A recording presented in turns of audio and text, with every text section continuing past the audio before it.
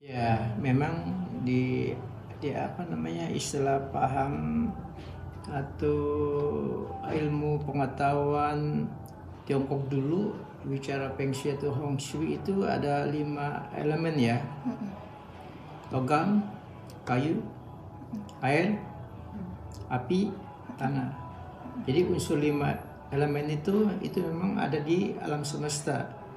Ya, ada suatu kekuatan energi yang memberikan sesuatu keseimbangan hidup ya di segala kehidupan yang ada di muka bumi ini, contohnya manusia, makhluk yang lain, binatang, tumbuhan dan lain sebagainya. Jadi itu semua mempunyai elemen 5 itu. Tapi elemen yang pengantar ini, yang berhubung ini kepada ya, tata ruang letak kehidupan manusia, yaitu namanya Feng Shui, air dan angin. Jadi kalau energi angin masuk ke, kita bicara struktur bangunan ya, kalau masuk ke energi kebangunan itu harus ada sirkulasi udara. Jangan sampai di dalam itu udara masuk nggak ada keluarnya, berputar dengan ke situ-situ aja. Setidaknya kalau berputar di situ aja itu menimbulkan semacam aura negatif. Jadi oksigen masuk dari luar ke dalam, kalau nggak ada sirkulasi timbulnya karbon dioksida. Jadi di dalam itu menimbulkan suatu racun. Itu tidak boleh. Kita bicara bangunan ya, mesti ada istilah sirkulasi udara. Itu kita bikin setiap kamar itu ada semacam ya apa namanya, kalau itu jendela ya. Nah, bicara Shui itu air ya. Jadi kalau air, kita seandainya ada air dari luar bisa masuk ke dalam, itu nggak bagus. Karena kalau seandainya air masuk dari luar ke dalam, tentu air itu kan membawa kekotoran ya, kekotoran. Jadi masuk ke dalam itu kan bisa, kalau terendap ya kan lama, itu mengandung bakteri. Bakteri itu istilah kutu dan kuman dan lain sebagainya. Itu nggak bagus. Jadi mesti steril. Contohnya bangunan itu setidak-tidaknya harus lebih tinggi dari pelataran. Kenapa? Kalau kita bicara hujan, itu nggak gampang masuk ke dalam. Ya, nggak banjir. Jadi struktur Feng Shui seperti itu kurang lebihnya. Tapi pengertiannya luas sih. Ya, luasnya itu nggak cukup sampai 1 hari kasih kamu penjelasan. Soal berhubungan dengan kebun, berhubungan dengan hutan, berhubungan dengan rimba, berhubungan dengan sungai, danau, dan lautan.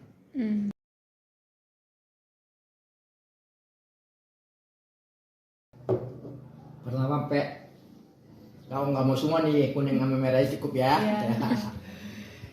Kuning itu melambangkan kemakmuran. Waktu zaman dinasti, sebelum dinasti, zaman purba, itu ada satu sungai namanya Sungai Huangho. Nah, Huangho, sungai terpanjang, terlebar di Tiongkok, ya kan? Mungkin sampai sekarang iya kali, ya kan? Jadi itu mengeluap sampai lumpuran naik ke atas, menyebar, ya. Terus di situ kan ceritanya kan ada banyak penduduk, ya. Jadi ada seorang tokoh. Ya mungkin kalau kita bilang sekarang sakti mandaguna kali ya, karena bisa membendung ya, membendung ya kan, menenangkan situasi ya kan, meluap itu air Sungai Huangho. Tanah itu menyebar ke seluruh tepian, itu dibikin petak-petak sawah. Itu tanah itu warnanya kuning, ditanamin ya kan, istilahnya palawija, terus padi-padian dan perkebunan. Itu tanah sangat subur, ya kan. Jadi tanah itu banyak, non jauh di sana. Tapi di tanah itu, tanah merah itu bekas luapan ya Sungai Huangho itu ya kan, menjadi kering kan lama-lama ya kan, ditanemin ya kan. Itu suburnya luar biasa. Jadi warna kuning. Nah warna kuning itu melambangkan kesuburan. Pada umumnya waktu zaman dinasti ya, kemarin dinasti ya, timbul dinasti kan, timbul kerajaan, itu dipakai baju kebesaran kuning. Karena kuning itu warna lambang kemakmuran, keberkahan. Tuh, masalah kuning. Kalau merah itu lambang keberanian. Ya, keberanian kan istilah kesatriaan. Atau bilang juga dikatakan bisa juga dibilang lambang hoki. Iya. Ya, soal ornamen merah itu juga ada cerita waktu setiap tahun baru Imlek pada masa istilahnya masa panen ya kan, awal penanggalan bulan tahun setiap Imlek itu ada cerita ya kan, monster nian monster nian ya, monster nian yang monster lah ya kan. Jadi dia itu setiap tahun Imlek selalu memberikan kekacauan, memakan hasil panen ternak penduduk, yang mengancam jiwa masyarakat setempat waktu zaman dulu, kurang lebih seperti itu ya kan. Akhirnya apa? Nah, kita orang pada waktu zaman itu punya ide, wah dia ini takut sama warna merah, ornamen merah. Nah, seperti ada lampion dibungkus sama, dulu kan ada putih juga ya kan, ditutup dengan warna merah ya, atau kertas merah atau kain merah. Nah, itu kurang lebih masalah warna merah. Jadi warna merah itu identik dengan suatu keberanian ya, keberanian itu kurang lebih lambang seperti juga ya kan, dibilang tadi kata Mpe itu selain keberanian hoki. Nah, itu warna merah.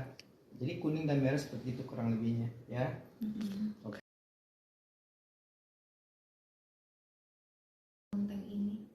Rutin Iya, rutinitas sehari-hari. Iya, Ya. ritualnya apa aja? Ya paling kita kan ya, persiapan ya untuk umat bersembahyang atau ibadah di kelenteng Buntegbo ini, karena Buntegbo ini kan 24 jam terbuka. Jadi nggak ada aturan, kamu nggak boleh hari ini sembahyang gini, usia hari ini, tidak. Hari apapun, jam berapapun, silakan sembahyang beribadah di kelenteng Buntegbo ini. Jadi nggak ada aturan yang apa namanya, yang tabu atau melanggar ya kan, mesti ada hari atau jam tertentu, enggak ada di sini. Tetapi istilah apa namanya tadi, aturan yang bukan sebenarnya sih, itu hanya semacam sesuatu adat ya kan. Jadi yang namanya Capgo, bulan awal, tanggalan bulan awal itu namanya Cekit. Tanggal pemulaan awal tanggal 1. Pertengahan tanggal ya kan, itu bulan 15 namanya Capgo, bukan bulan 15 ya, tanggal 15 itu namanya Capgo. Capgo itu kurang lebih 15 ya, artinya Capgo itu 15. Capgo, cap 10 go 5, jadi 15 ya, tanggal 15. Jadi kebenaran kalau setiap tanggal 15 itu bulan purnama, ada bulan lah kurang lebih seperti itu terang. Jadi itu semacam sesuatu apa namanya, istilah itu adat yang sudah ditentukan Capgo. Ya, selain tadi yang kayak bilang hari apapun tidak masalah. Oke.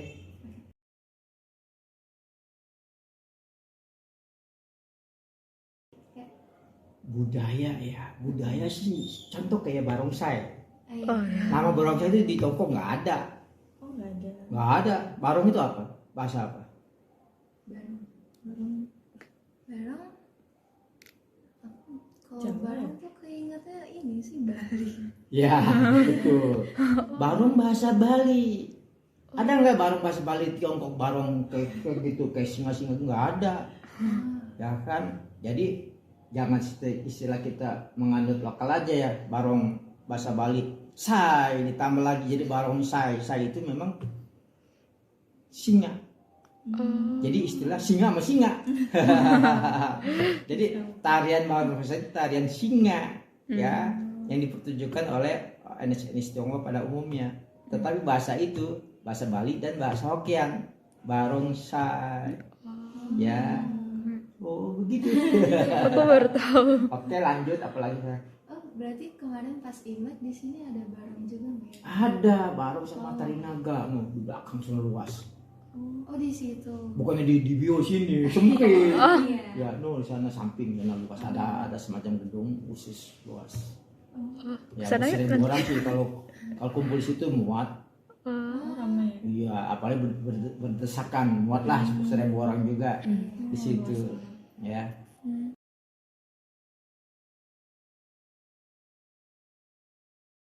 Jadi sem 1 2 8 9 di ruangan luar, 10 di samping, 11 12 kurang lebih sampai 15 lah. Ya kan?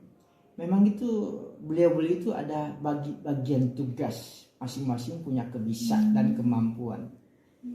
Tapi ingat, ya kan, di sini ada ring sampai 3.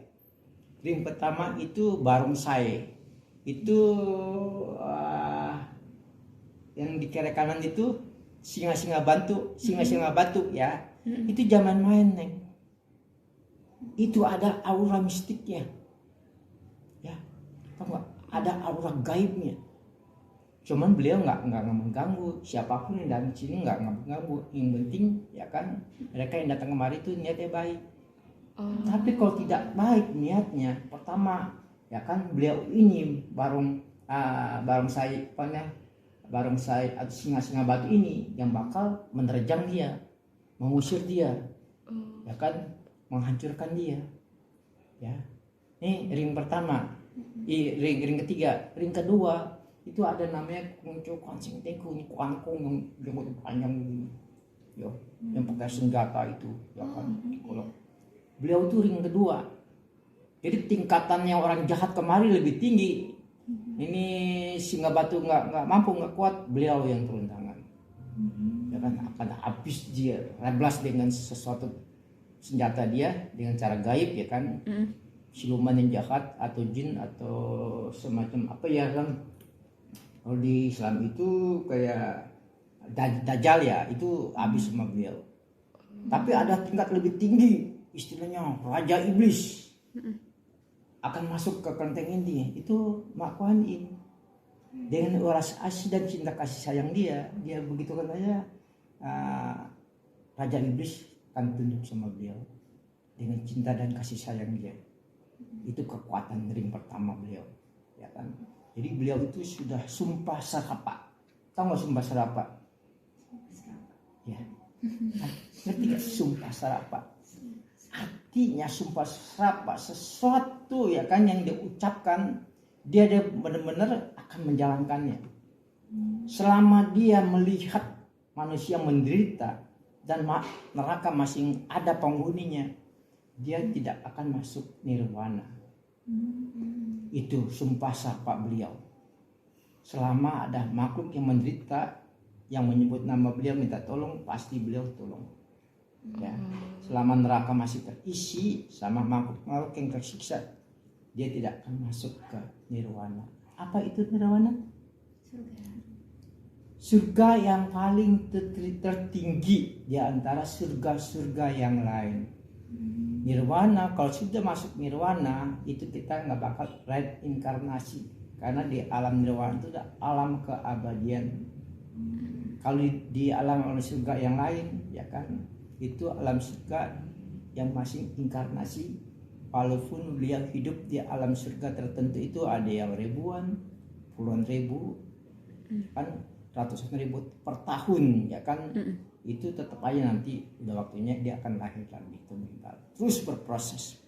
Selama dia belum bisa mencapai tingkat nirwana. Ya, jadi kita dari ajaran Buddha gitu, kalau nirwana itu nggak segampang ya kan, karena waktu hidup kita itu harus benar-benar menjalankan kesucian kebenaran. Itu dah kesucian dan kebenaran, suka kebaikan yang kita perbuat.